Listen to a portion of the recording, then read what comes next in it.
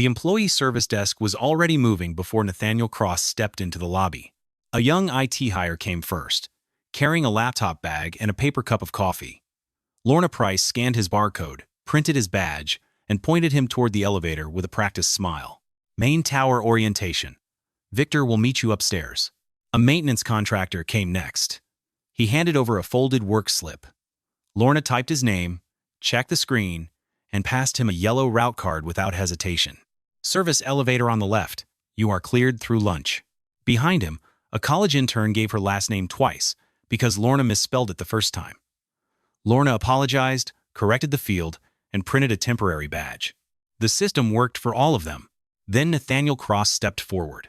He was a black man in his early 40s, wearing a dark jacket with a worn cuff and shoes polished carefully enough to show effort, not money.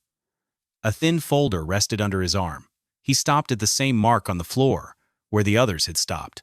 Lorna looked at the folder first, then at his jacket, then at his face. Deliveries use the west entrance, she said. Nathaniel did not move. I'm here for orientation. Her hand stayed near the keyboard, but she did not touch it. For which department? Night custodial. Something in her expression changed. Not enough to call rude, only enough to remove the welcome. Before she could answer, Russell Klein came out of the side office with a tablet in his hand and a phone pressed between his shoulder and ear. He glanced at Nathaniel once. Custodial? Russell asked. Yes, Nathaniel said. Russell reached over the counter and pulled a blank yellow route card from the stack. Put him on basement overflow. Lorna finally touched the keyboard. Nathaniel watched the screen from the public side of the counter. His name was already there. Nathaniel Cross. Night custodial route. Cleared. Supervisor, Victor Ames. Start time approved. That screen says main tower, Nathaniel said. Russell kept writing. Main tower needs people who can keep pace. The sentence sounded like staffing. It landed like something else. A white custodian with a new badge clipped to his shirt walked past them with Maya Ortiz, the facilities trainee. Maya was explaining cart storage, chemical labels, and break room access. Russell did not stop them. He did not ask whether that man could keep pace. Nathaniel looked back at Lorna. Can you check the screen? I have the assignment, Russell said. I was asking her. The lobby went quieter by one small degree. Lorna's fingers hovered over the keys. Russell set the yellow card on the counter and tapped it once. This is the assignment now. Nathaniel opened his folder and removed his offer letter. He placed it flat on the counter, turned so Lorna could read it. The company logo was printed at the top. Priya Nair's signature sat near the bottom. The job title matched the screen. Russell did not pick it up. Paperwork gets people in the building, he said. Performance keeps them here. Nathaniel breathed in once. Not sharply, not dramatically, just enough to keep his voice even. Will that route change be on record? Russell smiled without warmth. It is now. He wrote basement overflow in heavy block letters and stamped the card temporary. The stamp came down harder than it needed to. Nathaniel took the card. Maya, still near the elevator, had stopped talking. Her eyes moved from Nathaniel's offer letter to the screen, then to Russell's handwriting. She did not speak. Russell noticed. Tour's over, he told her. Get moving. Nathaniel folded the offer letter and returned it to the folder. Where do I get the cart? Russell pointed down the service hall. If you're cleared, the door will open. It did. Nathaniel worked the basement route without complaint. By the end of the shift, the trash had been pulled, the hallways were clean, and the supply closet on the 4th floor had been rearranged, so the next crew would not waste half the night walking back for missing stock. No one asked him to do that. Russell found it after midnight. He looked at the labeled shelves, the corrected inventory slips, and the cart parked square to the wall. Then, he opened the work order dashboard and typed into Nathaniel's file. Incomplete floor edge. Employee required correction. There was no photo attached, no second check, no timestamp from the floor. Nathaniel stood behind the cart, reading the line on the tablet. Attach the photo, he said. Russell looked up. What? If I missed it, attach the photo. Russell's fingers stayed still. Nathaniel nodded once. I'll wait here. Russell did not attach the photo. He closed the tablet with one hand and looked past Nathaniel toward the hallway, as if the answer were somewhere behind him. Just fix it, he said. Nathaniel did not move toward the mop. He did not raise his voice. Which edge? Russell's jaw tightened. The one on the order. There is no location on the order. Maya Ortiz stood near the supply closet with a box of gloves in her hands. She looked down at the tablet clipped to her belt. Nathaniel was right.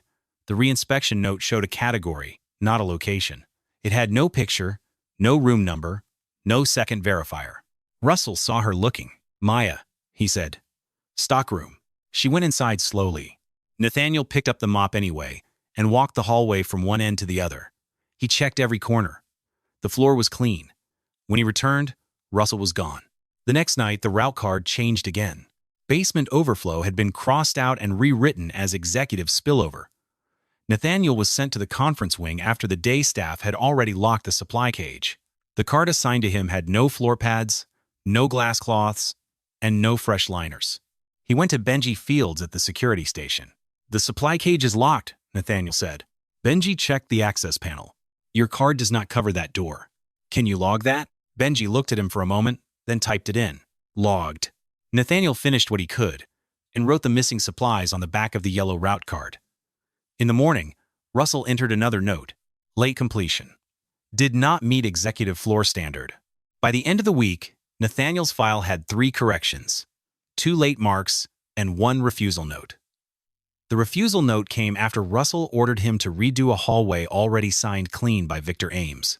Nathaniel had asked only one question. Is the same standard being used on every route? Russell wrote, refused reinspection. That afternoon, Evelyn Shaw stood behind the glass wall of the operations floor and watched Russell point at a corner near the elevators. Nathaniel stood with both hands on the mop handle. Several employees pretended not to listen. A professional would have caught that without being told, Russell said. Nathaniel looked at the corner. There was no mark there. "I will correct what is on the order," he said. Russell talked for almost a minute about standards, pace, and accountability. Nathaniel answered with 6 words. "Put the location in the task." Evelyn said nothing. Not yet. That evening, she asked Priya Nair for every custodial reassignment from Nathaniel's start date forward. Priya sent the file before dinner. The pattern was plain. Other new custodians had stable routes. Nathaniel's route had been manually changed 4 times by the same supervisor. At midnight, Victor Ames found a yellow note beside the conference room keyboard. Custodial overflow is being counted twice. Check manual reinspection codes against labor roll-up. Victor frowned, opened the labor dashboard, and followed the line. The note was right. For 2 weeks, operations had been overstating custodial labor cost because Russell's manual reinspection codes were being counted as separate completed work. The mistake had reached the board packet. Russell heard about it before lunch. By the next morning, Nathaniel had a new entry in his file. Possible unauthorized access to restricted operations material. Priya called a small meeting. Russell came in fast, carrying printed policy pages. Victor arrived with the dashboard open on his laptop. Maya stood near the door. Nathaniel sat at the end of the table with his hands folded. Russell spoke first. He was alone in a restricted conference room after hours. Nathaniel looked at Victor. "I cleaned the room. I did not touch the keyboard." Victor turned the laptop. No keyboard activity. No account access. The camera index shows him wiping the table, reading the open monitor, writing the note, and leaving. Russell's face changed by half an inch. Maya swallowed. "He also asked for photos on the reinspection notes," she said. "They were never taken." Benji's security log arrived while she was still speaking. Nathaniel had been early every night. He had not left the assigned floors. Priya looked at the first route card, then at Russell. This override was entered before orientation was completed. The room went quiet. Nathaniel did not smile. He only looked at the file on the table and said, "That is the record." Diane Mercer arrived before Russell could answer. She did not enter like someone looking for drama. She entered with a thin folder, a company tablet, and the kind of silence that made people stop explaining before they knew why. Evelyn Shaw came in behind her. Russell stood too quickly. "Evelyn, I can explain the access issue." Diane set the folder on the table. "We are past the access issue." She turned the tablet toward the room. The first screen showed Nathaniel's original onboarding record. Main tower route, cleared. Supervisor, Victor Ames. The second screen showed Russell's manual override. Basement overflow, temporary. Entered before orientation completion. The third screen showed the reinspection notes. Everyone tied to Nathaniel had the same problem. No photo, no second verifier, no floor timestamp, no room location, just Russell's supervisor code and a discipline field. Diane looked at Russell. Which policy allows discipline from an inspection that was never documented? Russell's mouth opened, then closed. That is not how it was meant to be used, Priya said quietly. No, Diane said, that is how it was used. Evelyn did not look at Russell first. She looked at Nathaniel. On the table was the yellow note he had left beside the conference room keyboard. Victor had brought it in a clear sleeve from his own file. The handwriting was simple and even. Custodial overflow is being counted twice. Check manual reinspection codes against labor rollup. Victor turned his laptop toward Diane. He was right. The board packet was wrong because manual reinspections were counted as separate labor events. Russell shifted in his chair. He saw restricted material. He saw a screen your team left open, Victor said. He did not access it. Evelyn opened the folder Diane had brought. Inside was a copied page from an old university archive. Nathaniel Cross. Applied Mathematics. Labor Flow Modeling. Route Optimization. She did not read it aloud like a trophy. She placed it beside the yellow route card. Nathaniel has been solving the system you used against him, she said. No one spoke for a moment. Nathaniel kept his hands folded. Diane tapped the tablet once. The facility's dashboard refreshed. Russell's supervisor code moved from active to suspended. His name stayed on the screen, but the assignment column beside it went blank. That takes effect now, Diane said. Russell looked toward Evelyn. This is excessive. Evelyn's voice stayed even. You created a record. We read it. Diane continued. Your authority to assign custodial routes is suspended. Your authority to enter reinspection discipline is suspended. You will not supervise hourly facility staff while this review is open. She looked toward the operations counter through the glass wall. You will leave that counter before this meeting ends. Victor will take interim control of hourly facilities assignments. Russell looked at the door, then at the tablet, as if one of them might give him another answer. Neither did. Priya opened Nathaniel's employee file on the room screen. One by one, the discipline notes changed status. Unsupported, unsupported, unsupported. The final note, possible unauthorized access, was removed from active review and moved into staff conduct investigation under Russell's name. Nathaniel watched the screen. He did not smile. Diane looked at Priya. All timecard deductions connected to undocumented reinspections are frozen. Payroll will review affected shifts and issue corrections in the next payroll cycle. Facilities will separate task assignment from discipline entry. A reinspection now requires a photo, a timestamp, a room location, and a second verifier. Maya stood near the door, still holding her trainee tablet. Diane turned to her. Your statement will be attached to the audit file. Retaliation against a witness will be treated as a separate violation. Maya nodded once. Benji Field stood beside the wall with his security log in one hand. He had not said much all morning. He did not need to. His timestamps had said enough.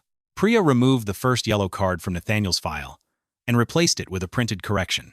Main tower route. Active. No disciplinary action supported.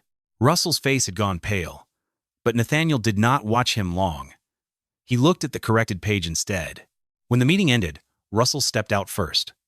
He walked to the operations counter, removed his tablet from the dock, and handed it to Victor. The employees nearby did not stare openly. They only noticed. That was enough. Evelyn waited until the hallway cleared before speaking to Nathaniel. There is a systems analyst opening, she said. Not as a favor. You would still need to interview. Nathaniel looked through the glass wall at the service carts lined beside the freight elevator. I will interview, he said. But I am finishing the week. The next night, he came in at the same time. Lorna Price did not ask about deliveries.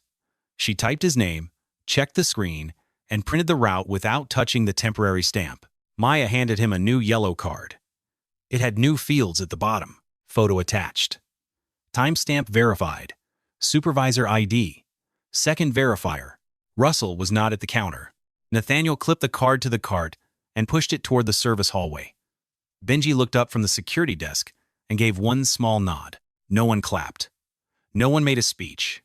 No one asked Nathaniel to accept a public apology so the room could feel clean again. The system had finally done the one thing he had asked for from the beginning. It read what it had already written. If a supervisor can use undocumented notes to punish an employee, Should the company only discipline that supervisor or rebuild the process that gave him that power? Leave your thoughts below. This is a fictional story created for storytelling purposes.